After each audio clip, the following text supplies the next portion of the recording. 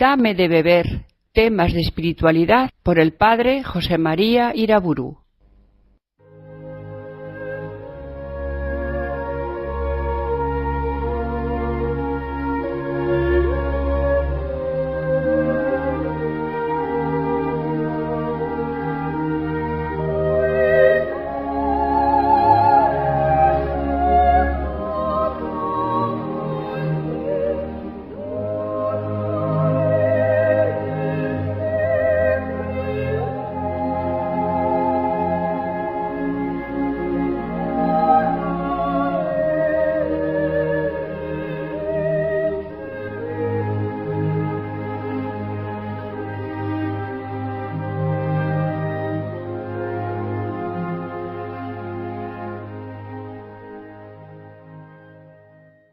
En el nombre del Padre, del Hijo y del Espíritu Santo.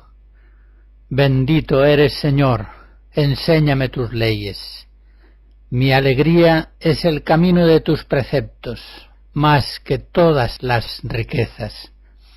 Ábreme los ojos y contemplaré las maravillas de tu voluntad.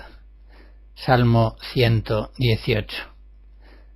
Concluía la conferencia anterior afirmando que una predicación, una catequesis que sistemáticamente silenciase la existencia y la acción del demonio no podría considerarse una predicación, una catequesis cristiana, porque no transmitía el verdadero evangelio.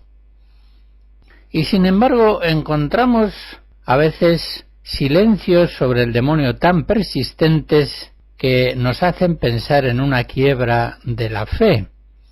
Un silencio prolongado sobre una verdad de fe viene a equivaler a una negación. Efectivamente, algunos niegan la existencia de Satanás y de los demonios, entendiendo que en la Escritura serían solamente personificaciones míticas del mal y del pecado que oprimen a la humanidad. Pablo VI a esta teoría falsa responde diciendo que se sale del cuadro de la enseñanza bíblica y eclesiástica aquel que se niega a reconocer la existencia del demonio, o bien la explica como una pseudo-realidad, una personificación conceptual y fantástica de las causas desconocidas de nuestras desgracias, en un discurso de 1972. Otros hay que aseguran que Cristo, acerca de los demonios, dependería en su enseñanza de la creencia de sus contemporáneos, una teoría que no se tiene en pie de ningún modo. En tiempos de Jesús, unos judíos creían en la existencia de los demonios y otros no. Hechos 23. Por eso cuando en Mateo 10 vemos que acusan a Jesús de expulsar los demonios con el poder del demonio, si Cristo no hubiera reconocido la existencia de los demonios, hubiera dado una respuesta elemental. Los demonios no existen. La acusación que ustedes me hacen no tiene sentido. Y sin embargo Jesús responde que si él y los suyos arrojan los demonios, eso significa que el poder del reino de Dios ha entrado con él en el mundo. Otros hay que estiman que ciertas representaciones del diablo son ingenuas, son ridículas, y deducen de ello que la fe en Satanás corresponde a un estadio religioso primitivo o infantil. A esto hay que responder que los artistas cristianos no hicieron sino plasmar en piedra o en lienzo aquellas figuras del diablo, serpiente, dragón o bestia, que venían dadas en los mismos textos de la Sagrada Escritura, inspirados por Dios, y que ni ellos, los artistas, ni el pueblo cristiano, no confundían el signo con la realidad significada. Los antiguos tenían facilidad para captar el lenguaje de los símbolos. No eran en esto tan analfabetos como el hombre moderno.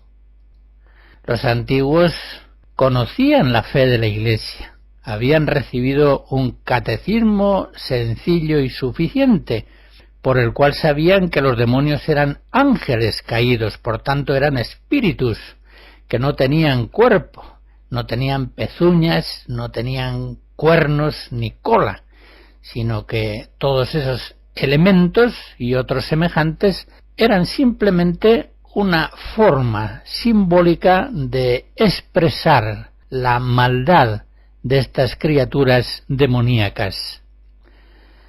Por lo demás, los padres de la Iglesia enseñaron siempre una amplia doctrina demonológica. Concretamente, ya en la espiritualidad monástica primera se desarrolla toda una teología y una espiritualidad en torno a los demonios. Evagrio Póntico y Casiano, unos de los maestros más importantes del monacato primitivo, dan los elementos más importantes en la demonología cristiana, que luego se hará ya tradicional en la doctrina de los maestros espirituales. Los demonios son ángeles caídos que atacan a los hombres en sus niveles más vulnerables, cuerpo, sentidos, fantasía, pero no pueden nada sobre el hombre si éste no les da el consentimiento de su voluntad. Insisten los antiguos maestros espirituales en que el demonio tienta con mucha sutileza, con mucha fuerza persuasiva y engañosa, como se vio en el jardín del Edén. Aseguran que el diablo presenta el lado aparentemente bueno de lo que realmente es malo, e incluso el demonio cita a veces textos bíblicos para inclinar al mal, como hizo en el desierto contra Cristo. El cristiano, por tanto, como dice el apóstol Pablo en Efesios 6, debe resistir la acción maligna del demonio con la armadura de Dios, y muy especialmente con la palabra divina, la oración y el ayuno. Como dice San Jerónimo, Jesús mismo, nuestro jefe, tiene una espada y avanza siempre delante de nosotros y vence a los adversarios. Él es nuestro jefe. Luchando él, vencemos nosotros. El magisterio de la Iglesia ha afirmado reiteradas veces la existencia de los demonios.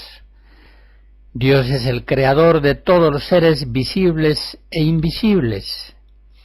Concretamente, en el Concilio IV de Letrán, 1215, se afirma que Dios es el principio único de todo cuanto existe. Por tanto, el diablo y los demás demonios, por Dios, ciertamente fueron creados, pero fueron creados buenos por naturaleza. Ellos por sí mismos se hicieron malos. Esta misma doctrina de la fe católica la encontramos también en el Catecismo actual de la Iglesia, concretamente en el número 2851. La Iglesia entendió siempre la redención de Cristo ante todo como una liberación del poder del demonio y también del poder del pecado y de la muerte, y así lo afirma en innumerables concilios y documentos. El Vaticano II, modernamente, en la Gaudium et Spes 37, enseña lo que ya recordábamos en la conferencia anterior, como a través de toda la historia humana existe una dura batalla contra el poder de las tinieblas, que, iniciada en los orígenes del mundo, durará, como dice el Señor, hasta el día final. Y por eso, añade el concilio, esta vez en Lumen Gentium 48, es necesario revestirse de la armadura de Dios para permanecer firmes contra las asechanzas del diablo. Esta es la fe de la Iglesia proclamada en el Vaticano II una vez más. Esta es también la enseñanza secular de la liturgia de la Iglesia, concretamente en los sacramentarios del bautismo, ya en sus fórmulas más antiguas, se incluye siempre la renuncia a Satanás y ciertas formas de exorcismos. Es una renuncia a Satanás que todo el pueblo cristiano renueva cada año en la vigilia pascual. Hay que concluir, por tanto, como lo hacía Pablo VI, que aquel que niega la existencia y la acción del demonio se sale del cuadro de la enseñanza bíblica y eclesiástica. Es una afirmación que la hizo en un discurso de 1972 y que Juan Pablo II la reitera en 1986. Un silenciamiento sistemático en la predicación y en la catequesis de la existencia y de la acción del demonio sitúa la enseñanza cristiana al margen y en contra del Evangelio. No guarda fidelidad a la revelación que en la plenitud de los tiempos nos da Dios por Cristo en los santos evangelios.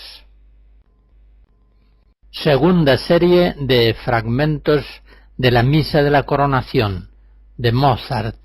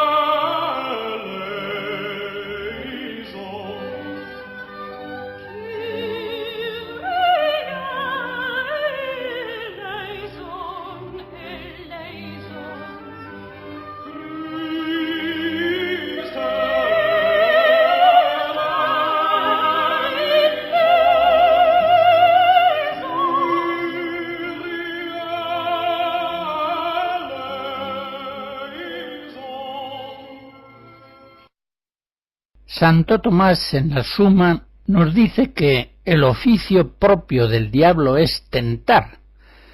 El demonio es el tentador que inclina a los hombres al pecado. Cierto que también somos tentados por el mundo y la carne, pues como dice Santiago en el capítulo 1 de su carta, cada uno es tentado por sus propios deseos que le atraen y seducen. De modo que no todas las tentaciones proceden del demonio. Pero sí hemos de decir que él es el principal enemigo del hombre, y que por tanto, como dice San Pablo en Éfesos 6, no es nuestra lucha contra la carne y la sangre, sino contra los espíritus malos. Quiere decir el apóstol, no es fundamentalmente la lucha ascética del cristiano en contra simplemente de la debilidad de la propia carne. No plantea la lucha espiritual como puede hacerlo un estoico, un cínico, un epicúreo. El cristiano es consciente de que su lucha fundamentalmente es contra los demonios, contra los espíritus malignos, que obran ciertamente en una complicidad continua con la debilidad de nuestra carne y con los condicionamientos maléficos del mundo en que vivimos. Aunque las señales del influjo diabólico son siempre oscuras, como corresponde al príncipe de las tinieblas, conocemos, sin embargo, suficientemente sus siniestras estrategias, que operan siempre por la vía de la falsedad. El demonio influye convicciones absurdas, en formas a veces obsesivas. Por ejemplo, me voy a condenar. Infunde ideas falsas persistentes, que a veces no tienen origen en el temperamento, en la forma de ser de la persona. Ataca siempre por la vía del engaño, de la falsificación de la verdad, de la desfiguración del Evangelio. Por eso es indudable que los profesores de filosofía, teología, ciencia bíblica o moral que enseñan en contra de la doctrina de la Iglesia, ciertamente son los principales colaboradores del demonio. Veamos, por ejemplo, un texto de Santa Teresa en el que describe una tentación contra la humildad y vemos los elementos típicos de la tentación diabólica. Dice así: esta era una humildad falsa que el demonio inventaba para desasosegarme y probar si puede traer el alma a desesperación. Se ve claro que es cosa diabólica en la inquietud y desasosiego con que comienza, y en el alboroto que da en el alma todo el tiempo que dura, y en la oscuridad y aflicción que en ella pone, en la sequedad y mala disposición para la oración o para cualquier cosa buena. Parece como que ahoga el alma y ata el cuerpo para que de nada aproveche. Esto lo escribe en el capítulo 30 de la Vida. Estamos siempre en términos de inquietud, oscuridad, desasosiego, alboroto interior, sequedad, pero sobre todo falsedad, impugnación de la verdad natural, de la verdad católica. Como decía Jesucristo en Juan 8, el demonio cuando habla la mentira, habla de lo suyo propio, porque él es mentiroso y padre de la mentira. Es importante en la vida espiritual iluminar en Cristo esos fondos oscuros del alma donde actúan las tentaciones del maligno. Santa Teresa decía en ese mismo lugar de Vida 30, tengo yo tanta experiencia de que es cosa del demonio que como ya ve que le entiendo, no me atormenta tantas veces como solía. De todos modos, recordemos la exhortación del apóstol Pedro en la primera carta, capítulo 5. Estad alerta y vigilantes, que vuestro adversario el diablo, como león rugiente, anda rondando y busca a quien devorar. Habéis de resistirle firmes en la fe. Los maestros espirituales cristianos nos han enseñado que nada puede el demonio sobre el hombre si éste no le cede sus principales potencias espirituales, el entendimiento y la voluntad. Y es importante en esto conocer que Dios puede obrar en la sustancia del alma inmediatamente, o también a veces mediatamente, con ideas, sentimientos, palabras interiores. Pero el demonio solamente puede obrar en el alma en forma mediata, puede actuar sobre el hombre induciendo en él sentimientos, imágenes, dudas, convicciones falsas, iluminaciones engañosas, pero sin la complicidad de las potencias espirituales del hombre, el alma misma permanece para el diablo inaccesible. Él ataca los sentidos, la imaginación. Así, por ejemplo, en el Cántico 16, San Juan de la Cruz dice que hasta en personas de gran virtud se aprovecha el demonio de los apetitos sensitivos, y cuando con esto no puede, representa la imaginación muchas variedades, y a veces levanta en la parte sensitiva muchos movimientos y otras molestias que causa, así espirituales como sensitivas, de las cuales no está en mano del alma poderse librar hasta que el Señor envía su ángel y los libra. El demonio ataca preferentemente los sentidos, la imaginación y también la memoria, la fantasía. Sigue diciendo San Juan de la Cruz, esta vez en el libro tercero de la Subida, capítulo 10, que la acción del diablo puede representar en la memoria y fantasía muchas noticias y formas falsas que parezcan verdaderas y buenas, porque como se transfigura en ángel de luz, 2 Corintios 11, le parece al alma luz, y también en las noticias verdaderas, las que son de parte de Dios, puede tentar al alma de muchas maneras, induciéndole a caer en gula espiritual y otros daños, y para hacer esto mejor suele él sugerir y poner gusto y sabor en el sentido acerca de las mismas cosas de Dios, para que el alma, encandilada en aquel sabor, se vaya cegando con aquel gusto y poniendo los ojos más en el sabor que en el amor. Pero el demonio no ataca solamente al hombre a través de los sentidos, la imaginación, la memoria, la fantasía, también ataca su entendimiento. En esto, como se comprende, los falsos profetas y los teólogos heterodoxos le prestan un servicio impagable. Sin duda alguna, el padre de la mentira halla su mayor ganancia cuando pervierte la mente del hombre, induciendo en él falsas doctrinas, o echando mano de locuciones y visiones espirituales falsas, puramente imaginarias.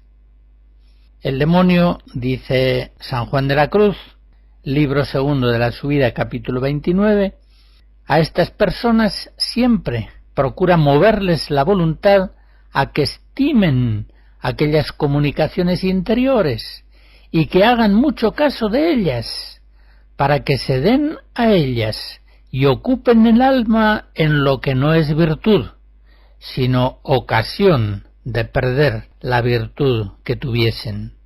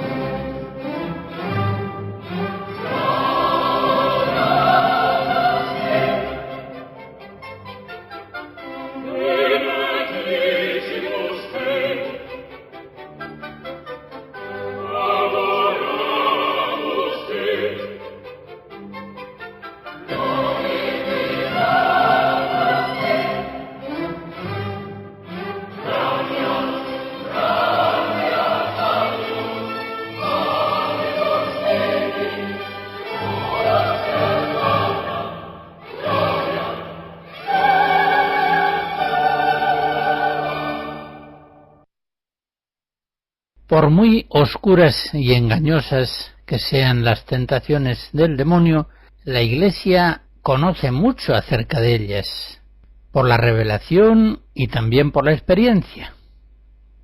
Concretamente, la Iglesia sabe que el demonio tienta a los buenos.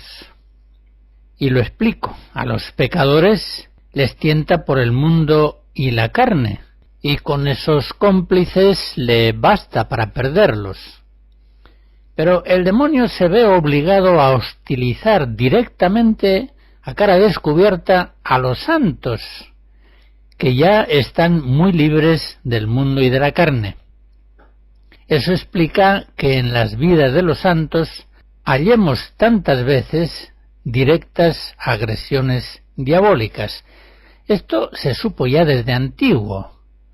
Lo vemos, por ejemplo, en la vida de San Antonio, escrita por San Atanasio. Allá se nos dice que los demonios, cuando ven que los cristianos, y especialmente los monjes, se esfuerzan y progresan, enseguida los atacan y los tientan, poniéndoles obstáculos en el camino. Y esos obstáculos son los malos pensamientos, los logismoi. Malos pensamientos que pueden ser de desesperación, de pensamientos obsesivos, de fornicación, de tristeza, o los más terribles, dudas contra la fe.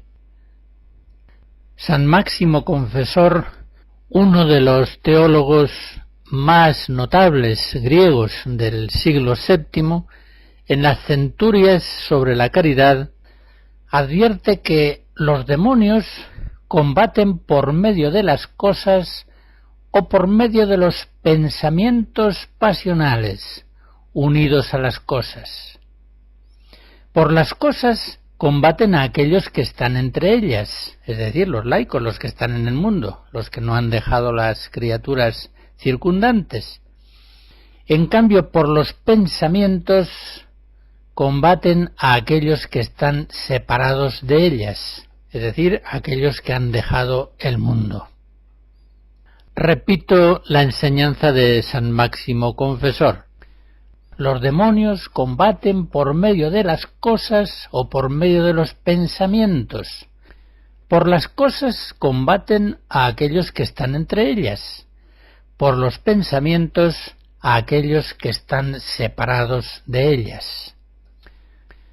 Por eso decía antes yo esa enseñanza tradicional de que el demonio tienta a los buenos.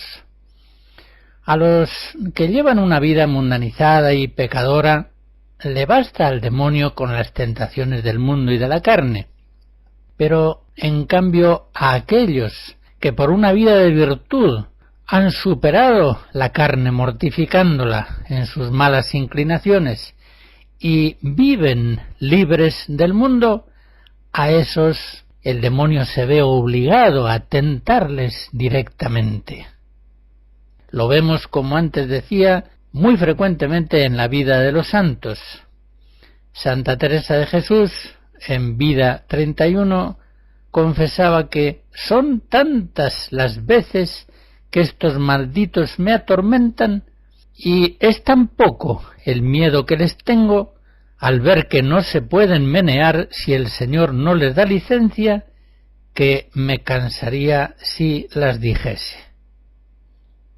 De modo semejante vemos la gran frecuencia con que los demonios atacaban al santo cura de Ars.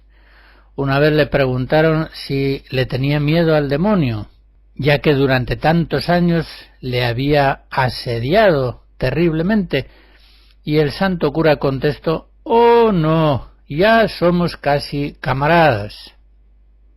El demonio tienta a los buenos. Y una segunda afirmación también importante: el demonio tienta a lo que parece bueno. San Juan de la Cruz, en las Cautelas, el número 10, dice que entre las muchas astucias que el demonio usa para engañar a los hombres espirituales, la más ordinaria es engañarlos bajo especie de bien y no bajo especie de mal, porque sabe que el mal conocido apenas lo tomarán. Pongo un ejemplo, esta vez tomado de Santa Teresa, en la Vida capítulo 8. A la santa el demonio le tentaba piadosamente a que no tuviese tanto oración, y ella describe cómo el demonio le tentaba a esto por humildad. Alegando el demonio una vida más humilde, trataba de alejar a la santa de una vida tan orante. O vengamos a otros casos.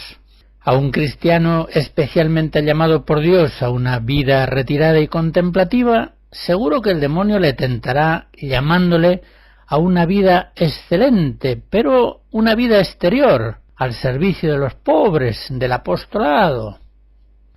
Tienta a los buenos y tienta a lo bueno, porque sabe que unas tentaciones malas, groseras, al vicio, al placer, al lujo, al poder, al dinero, no van a ser efectivas en el corazón del hombre virtuoso.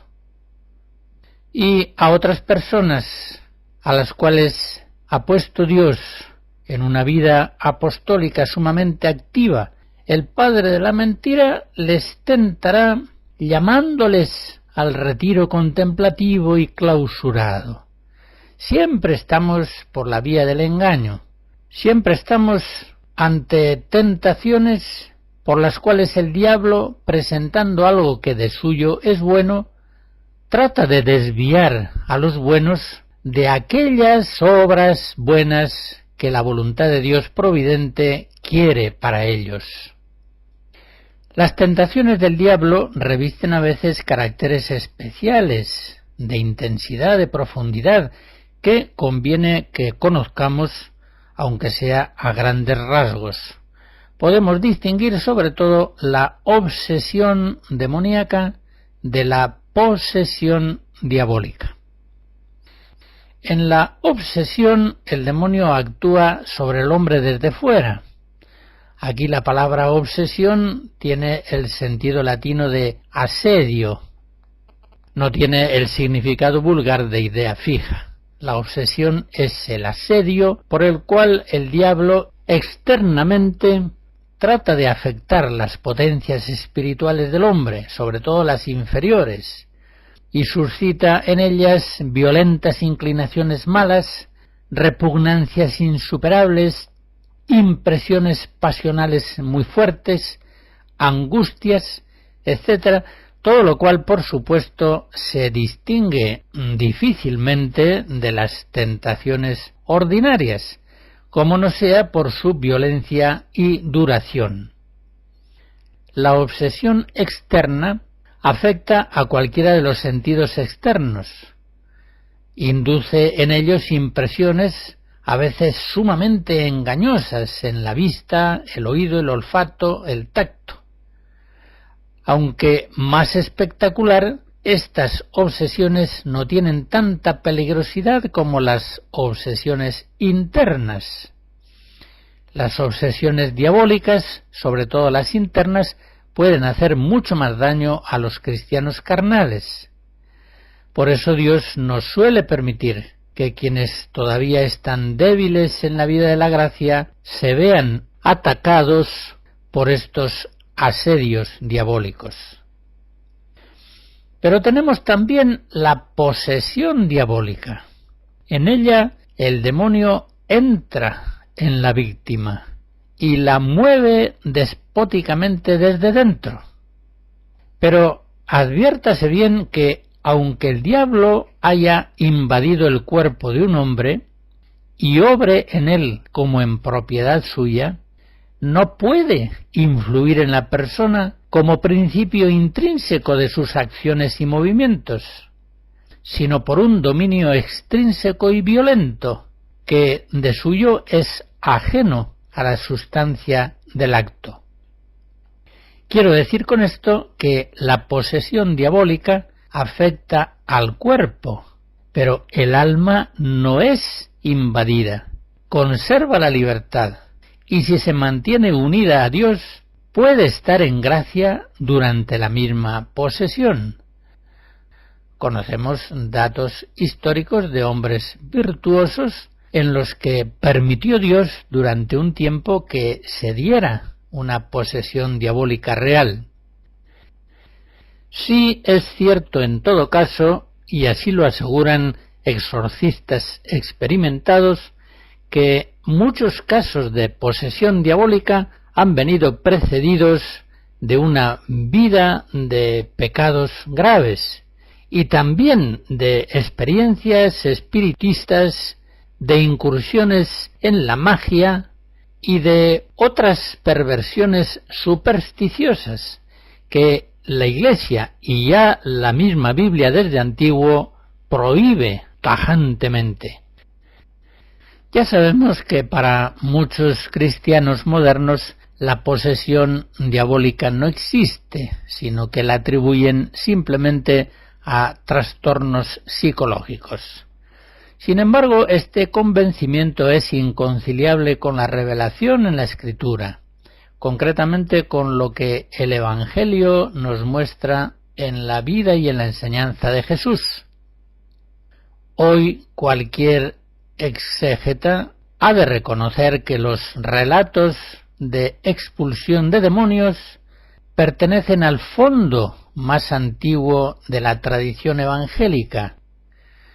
Jesús tiene conciencia de haber sido enviado a destruir el poder del demonio y de sus ángeles, ya que en él está presente el reino de Dios en la humanidad. Así lo expresa, por ejemplo, en Mateo 12. La curación de endemoniados es, por tanto, un aspecto esencial de los relatos evangélicos.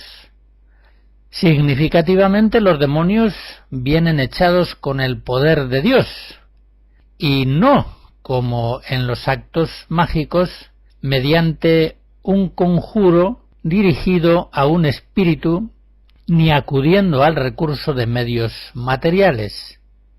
El mismo Cristo expulsa a los demonios en virtud simplemente de su palabra, de la expresión de su voluntad. Y el mismo Cristo entiende, por ejemplo, lo vemos en Mateo 12, que su poder de echar los demonios es una señal clara de que ha llegado por fin entre los hombres el reino de Dios en su plena potencia.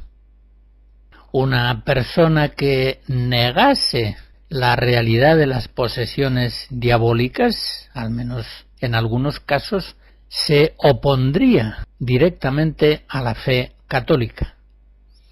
Juan Pablo II, en un discurso de 1986, afirmaba que no resulta siempre fácil discernir lo que hay de preternatural en estos casos, ni la Iglesia condesciende o secunda fácilmente la tendencia a atribuir muchos hechos e intervenciones directas al demonio. Pero en principio no se puede negar que en su afán de dañar y conducir al mal, Satanás puede llegar a esta extrema manifestación de su superioridad, es decir, de su poder sobre los hombres. El Catecismo de la Iglesia Católica, en el número 1673, habla de los exorcismos y nos dice que Jesús los practicó y de él tiene la Iglesia el poder y el oficio de exorcizar. El Catecismo, pues, reconoce que la Iglesia tiene poder espiritual de Cristo y tiene también oficio para practicar exorcismos que expulsen el demonio de aquellos hombres que haya llegado a poseer. Y sigue diciendo el Catecismo, en ese mismo lugar, el exorcismo solemne, llamado gran exorcismo, sólo puede ser practicado por un sacerdote y con el permiso del obispo. El exorcismo intenta expulsar a los demonios o liberar del dominio demoníaco gracias a la autoridad espiritual que Jesús ha confiado a su Iglesia. Efectivamente, en Mateo 10 leemos: Jesús, llamando a sus 12 discípulos, les dio poder sobre los espíritus impuros para arrojarlos, para expulsarlos de los hombres. Y la Iglesia hoy, evidentemente, como heredera del poder de los apóstoles, sigue teniendo esa potestad espiritual de exorcizar de los hombres a los demonios. Por supuesto, tanto el derecho canónico como el catecismo de la Iglesia advierten que antes de practicar los exorcismos ha de haber una seguridad moral de que los trastornos de la persona no se deben simplemente a perturbaciones de tipo psicosomático.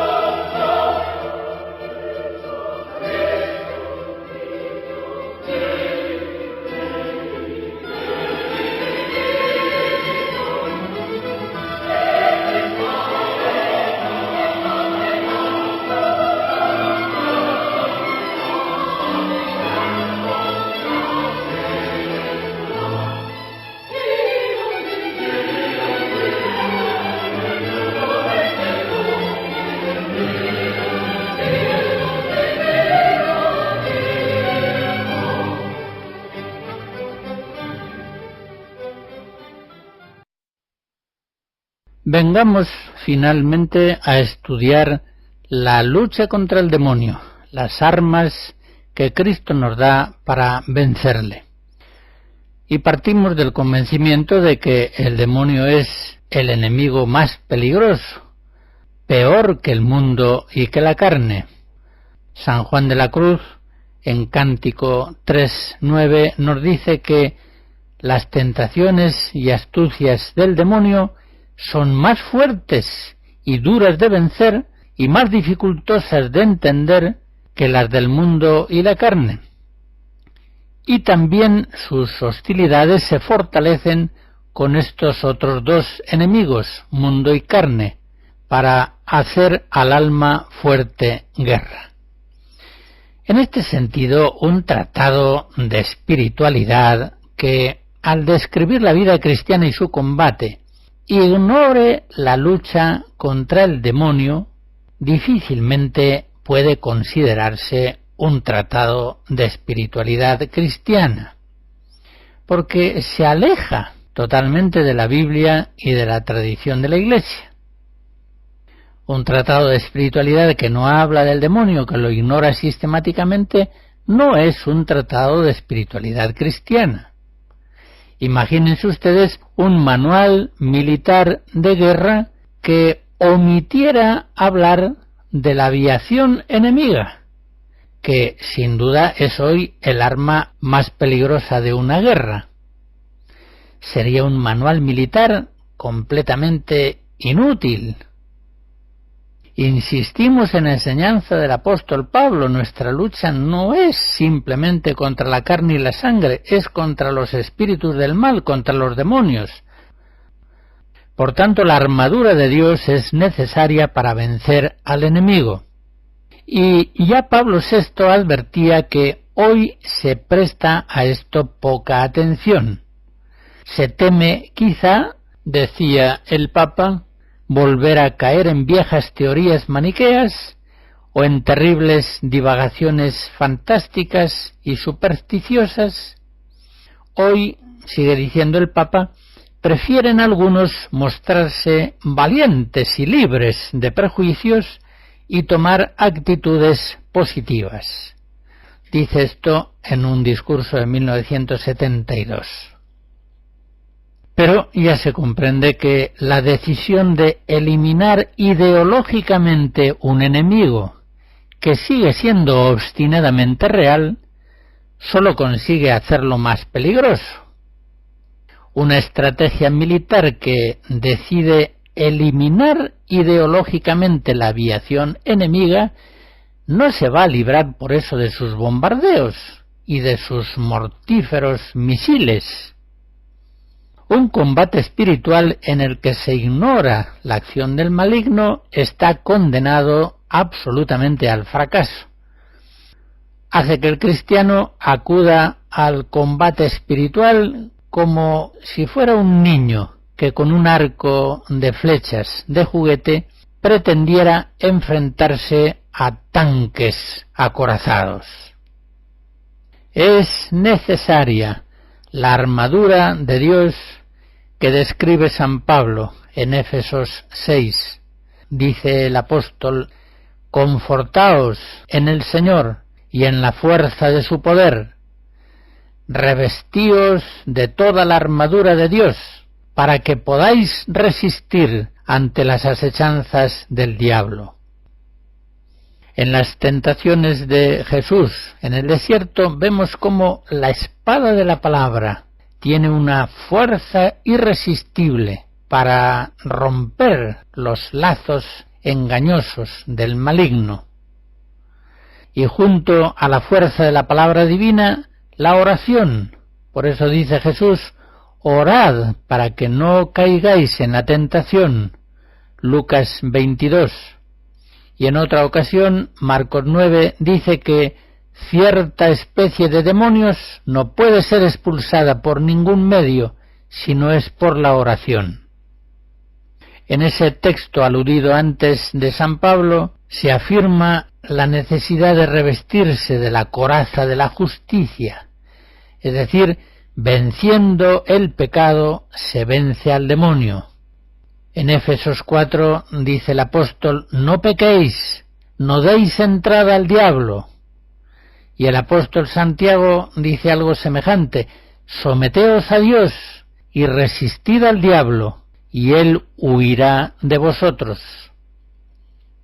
Y fiel a la enseñanza de los apóstoles, nos decía Pablo VI: todo lo que nos defiende del pecado, nos defiende por ello mismo del enemigo invisible. Un discurso en 1972.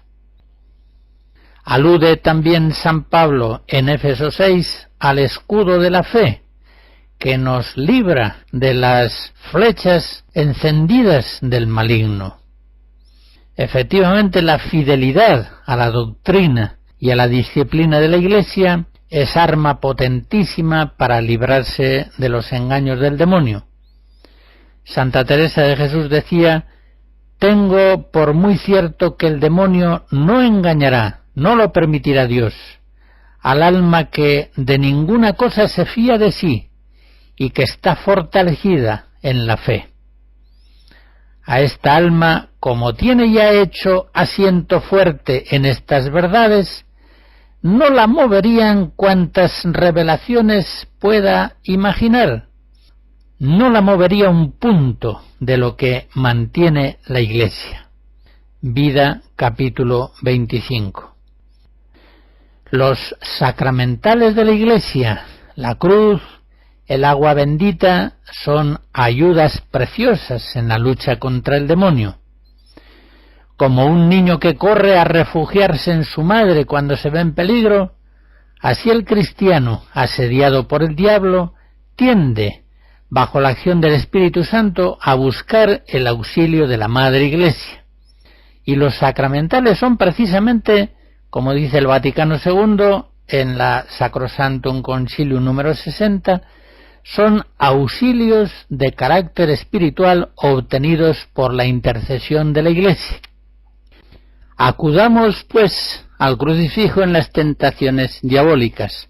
Por la señal de la Santa Cruz de nuestros enemigos, líbranos, Señor Dios nuestro. Acudamos igualmente al uso piadoso del agua bendita. Santa Teresa, que tantas veces se vio tentada por los demonios, conocía bien la fuerza del agua bendita, y así escribe: no hay cosa con que huyan más los demonios para no volver que el agua bendita. De la cruz también huyen, pero vuelven. Debe ser grande, sigue diciendo Santa Teresa, la virtud del agua bendita. Para mí es particular y muy conocida consolación que siente mi alma cuando la tomo. Y añade en ese mismo texto algo muy propio de ella. Dice: considero yo qué gran cosa es todo lo que está ordenado por la Iglesia. Vida, capítulo 31. Cristo nos manda: no se turbe vuestro corazón, ni tengáis miedo. Juan 14. Él venció al demonio y nos dio a nosotros, por su gracia, fuerza espiritual para vencerle.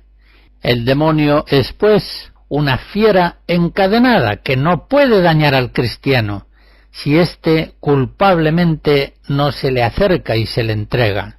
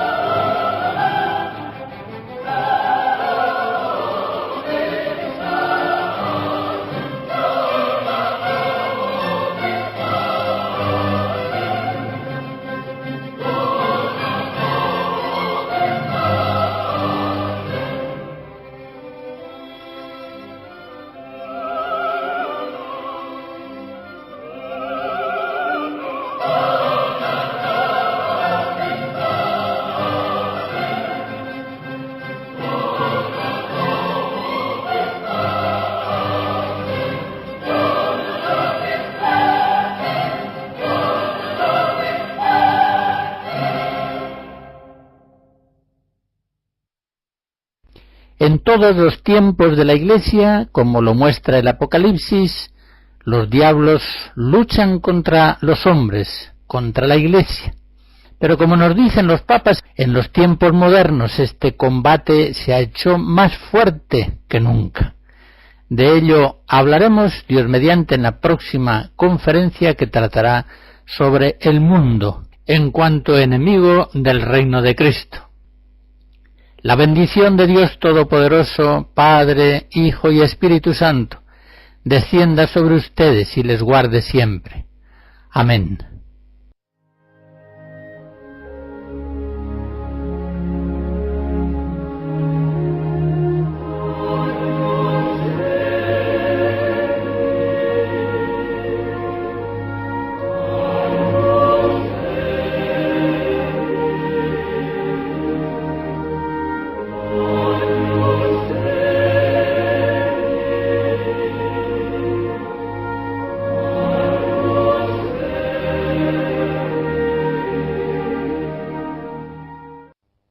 Hemos escuchado Dame de beber, temas de espiritualidad por el padre José María Iraburu.